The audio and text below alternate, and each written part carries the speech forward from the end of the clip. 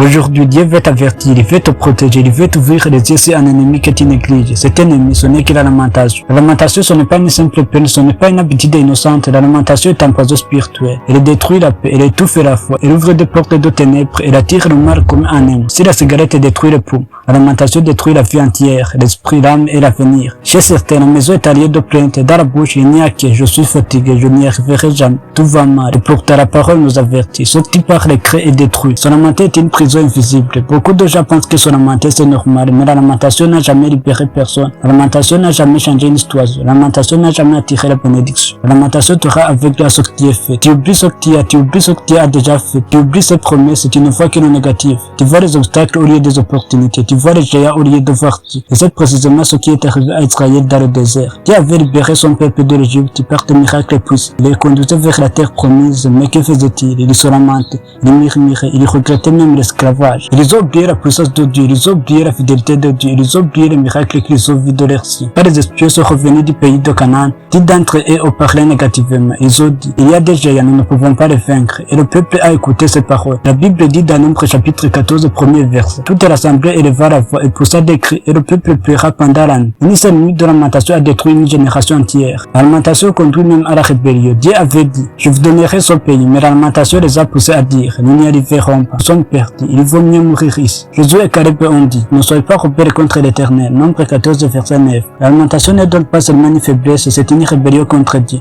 Car elle dit le contraire de ce que Dieu dit. Quand tu te lamentes, tu n'es plus d'accord avec Dieu. Quand tu te lamentes, tu annules la promesse. Quand tu te lamentes, tu rejettes la parole. Ce que tu dis monte dans les oreilles de Dieu. La lamentation n'est pas silencieuse dans le monde spirituel. Même si tu parles seul dans ta chambre, Dieu entend. Dans Nombre 11, verset 27, Dieu dit, j'ai entendu le murmure des enfants de l'Israël. Quand tu te lamentes, tu oublies que tu as entendu. Tu crois que ce que tu dis dans la colère disparaît. La Bible dit que Dieu écoute. Elle dit aussi que les anges écoutent. Elle dit encore que les paroles peuvent ouvrir des portes. Dans Nombre 14, verset 28, Dieu déclare, je vous ferai comme vous avez parlé à mes oreilles. Ils avaient dit, mieux vaut mourir dans le désert. C'est ce qui leur est arrivé. Les paroles négatives créent ton futur. Écoute ce que tu dis aujourd'hui prépare ton lendemain. Ce que tu déclares construit et détruit ton destin. Ce que tu prononces peut attirer la grâce ou la malédiction. Beaucoup vivent aujourd'hui dans la réalité qu'ils sont eux-mêmes créés par les paroles de lamentation. Tu dis, rien ne marche dans ma vie, et après tu es surpris que rien ne marche. Tu dis, mes enfants ont des problèmes et tes enfants deviennent difficiles. Tu dis, je vais mourir pauvre et la pauvreté te court. Tu ne te rends pas compte que tu prophétises contre toi-même. Il faut faire attention aux paroles dans la colère.